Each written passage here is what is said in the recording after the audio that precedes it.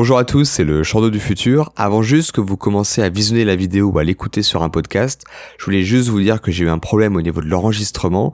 J'ai mon trépied qui s'est cassé et ma caméra qui s'est cassée.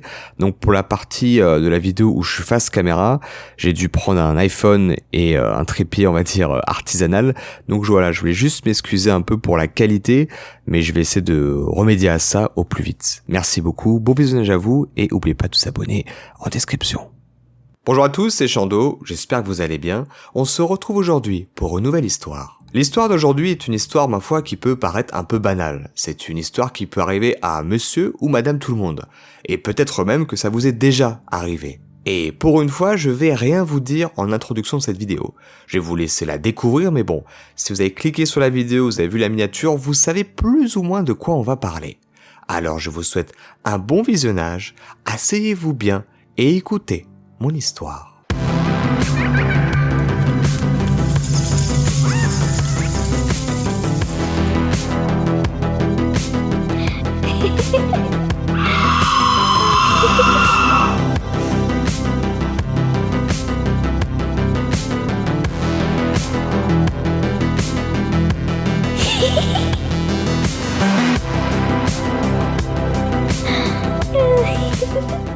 Cette histoire s'est produite il y a quelques semaines de là. J'ai 17 ans et mes parents étaient tous les deux en voyage d'affaires. Donc j'étais toute seule à la maison. C'est une situation qui arrivait souvent. Mes deux parents sont des bourreaux de travail, donc j'avais l'habitude d'être seule à la maison. De plus, je vis dans un petit quartier agréable qui est assez éloigné de tous les autres quartiers qui nous entourent. Les habitants de mon quartier aiment s'impliquer dans la communauté et faire des activités pour les habitants du quartier. Donc il y a toujours des barbecues l'été et des fêtes de quartier de temps en temps. Tout le monde y assiste toujours, c'est vraiment très important pour chacun d'entre nous. Imaginez juste un petit quartier ou un petit village de gens normaux qui s'apprécient vraiment et qui aiment juste passer un peu de temps ensemble. On est comme une grande famille en finalité. Je connais donc très bien tous les habitants du quartier, car je peux en nommer la majorité. Mon quartier est toujours très calme après 21h, car les enfants sont à l'intérieur à ce moment-là, et les familles vont généralement se coucher. J'ai pour activité de faire de la peinture. Je peins des toiles,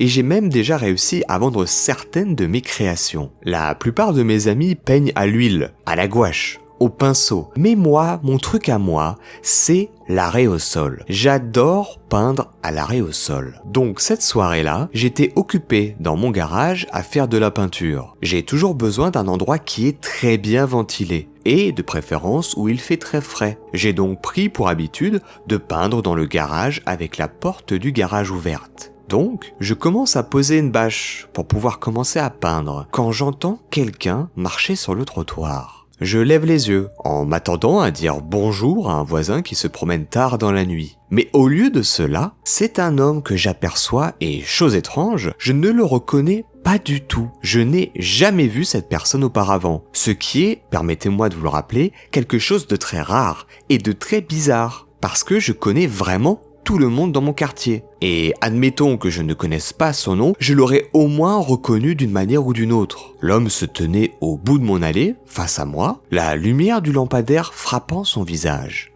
Comme dit précédemment, je vis dans un quartier très amical, où nous sommes généralement gentils avec les étrangers, et avons l'habitude d'avoir de bonnes conversations avec eux. Je n'avais donc aucun a priori négatif, car il aurait pu être un voisin que je ne connaissais pas, alors j'ai juste engagé une conversation comme je le fais habituellement. Salut, comment ça va ? Salut, ça va bien jusqu'ici ? Désolé, je suis vraiment embarrassé, mais vous ne me dites absolument rien du tout. C'est sûrement à cause de la pénombre que j'arrive pas trop à voir votre visage. Oh, je m'appelle Xavier. Je ne pense pas vous avoir déjà rencontré. Vous venez d'emménager dans le quartier ? Ouais, j'ai emménagé dans la maison juste là-bas qui fait l'angle au bout de la rue. Ah vraiment ? Vous avez donc emménagé avec les Myler ? Oui, c'est ça, oui, les Myler. J'ai emménagé avec eux, ce sont mes cousins d'ailleurs. Et ils me laissent juste rester avec eux jusqu'à que je me trouve un logement dans le quartier. Rien ne m'a semblé étrange dans ces propos, cela semblait normal de laisser un membre de sa famille rester avec eux pendant un certain temps. Et les Myler sont exactement ce genre de personnes. Eh bien, je ferais mieux d'y aller. Je dois finir quelque chose. C'était un plaisir de vous rencontrer, Jeanne. Eh mais, je me suis jamais présenté, je crois, non ? Oh, les Myler m'ont tout dit sur toi déjà. Ouais, C'était cohérent. Je gardais fréquemment les enfants des Myler et ma famille était assez proche d'eux. Xavier a continué à marcher et j'ai très vite oublié ce qui venait de se passer. Puis, je me suis remise à peindre. Le lendemain matin, je suis allé courir jusqu'à mon lycée, qui se trouvait à environ 3 km. Pour aller à mon lycée, je dois emprunter une longue allée. J'ai donc emprunté cette allée et alors que je m'approchais de l'école, j'ai entendu une voiture s'arrêter derrière moi. J'ai arrêté de courir et je me suis retourné pour voir une voiture s'approcher de moi avec les vitres baissées. Un homme souriant était assis sur le siège conducteur. Il avait l'air d'avoir entre 25 et 30 ans, difficile à dire. Et je dois avouer qu'il avait un visage assez mignon. J'avais probablement un regard confus sur mon visage car je ne reconnaissais pas l'homme, mais je reconnaissais sa voix. Je l'avais déjà entendu quelque part. C'est moi, Xavier. Nous nous sommes rencontrés l'autre soir. Ah, oui, mince, désolé de pas t'avoir reconnu. T'inquiète, c'est oublié. Dis donc, tu es assez loin de chez toi là. T'es pas fatigué? Je peux te ramener si tu veux. Oh non, ça va, merci, j'aime courir. Mais merci pour l'offre, c'est sympa. Ok. Ça te dit de sortir prendre un café? Non merci, je ne bois pas de café. Bah, on n'a pas besoin de boire de café alors. Prends ce que tu veux, je m'en moque. Allez, je veux juste faire quelque chose avec toi. Non merci, ça ne m'intéresse pas. Vraiment. Allez, grimpe. Il tend la main pour ouvrir la porte côté passager et me fait signe d'entrer. À ce stade, il est clair que je ne veux pas y aller.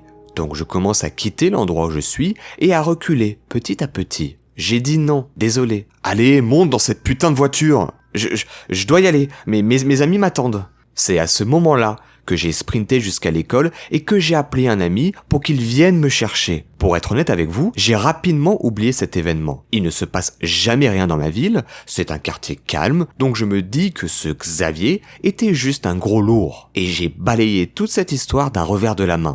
Ce qui, après coup, était relativement stupide de ma part. Quelques jours plus tard, il y avait le barbecue du quartier. Bien que mes parents n'étaient toujours pas à la maison, cela ne me dérangeait pas d'aller seul au barbecue, car c'est toujours un plaisir de voir tout le monde, et surtout, désolé à tous les véganes sensibles et hystériques qui vont écouter mon histoire, mais j'adore manger de la viande. J'ai traîné avec mes amis du quartier, comme je le fais habituellement, j'ai vu les Myler, et j'ai eu une conversation amicale avec eux, qui s'est rapidement transformée en « Oh, j'ai rencontré Xavier l'autre soir ». Les Myler ne semblaient pas percevoir ou comprendre de qui je parlais. Ils m'ont dit qu'ils ne connaissaient pas de Xavier et qu'aucun membre de leur famille n'emménageait avec eux récemment. Je leur ai donc raconté ce qui s'était passé chez moi, devant le garage, et ce qui s'est passé quand j'allais à l'école. Les Myler m'ont regardé avec une grande inquiétude et ils ont directement appelé un de leurs voisins qui est flic. Je vais l'appeler Popo pour l'histoire. Popo habite à quelques maisons de chez moi, je lui raconte les confrontations que j'ai eues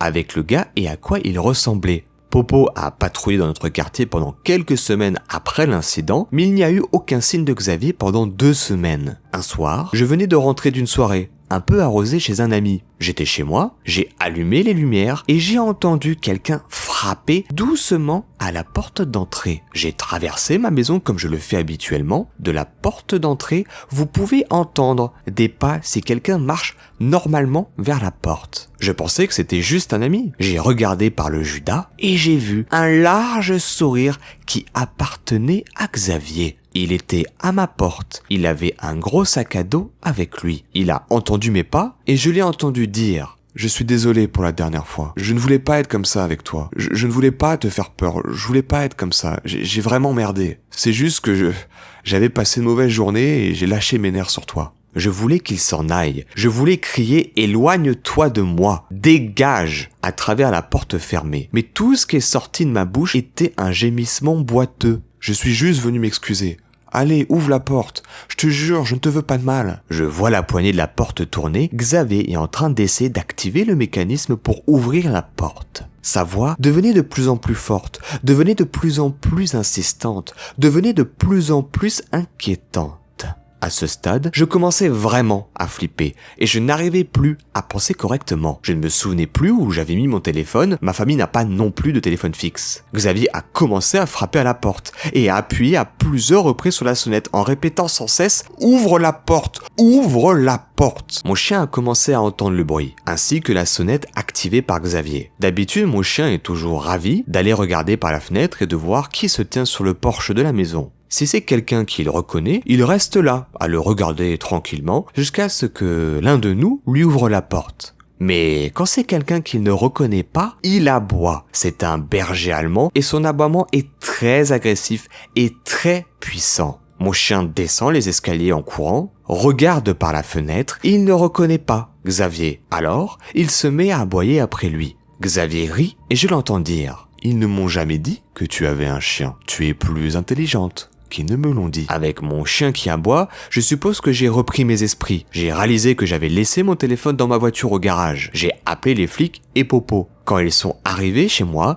Xavier était déjà parti. Je leur ai donné un semblant de description et ils ont parcouru la zone pendant 1 heure à la recherche de Xavier. Mais, vous vous en doutez, ils ne l'ont jamais retrouvé. Je suis resté chez des amis pendant quelques jours jusqu'à ce que mes parents reviennent. Et nous avons changé toutes les serrures de la maison et installé un système de sécurité. Et un éclairage fonctionnant avec un détecteur de mouvement. Je déteste me souvenir du son de sa voix, disant mon nom. Ça me rend malade rien que d'y penser. Et dire que je pensais que ce mec avait un beau visage. J'étais vraiment insouciante, vraiment bête. Popo a pris pour habitude, chaque soir après cet incident, de patrouiller dans le quartier après la fin de son service. Au moment où j'écris mon histoire, il n'a jamais revu Xavier. Ce qui me fait encore peur aujourd'hui, c'est la façon dont il a dit « il » à la fin. J'espère que c'était juste une façon pour lui de me faire peur et qu'il n'y a pas une secte ou un groupe quelconque qui me souhaiterait du mal.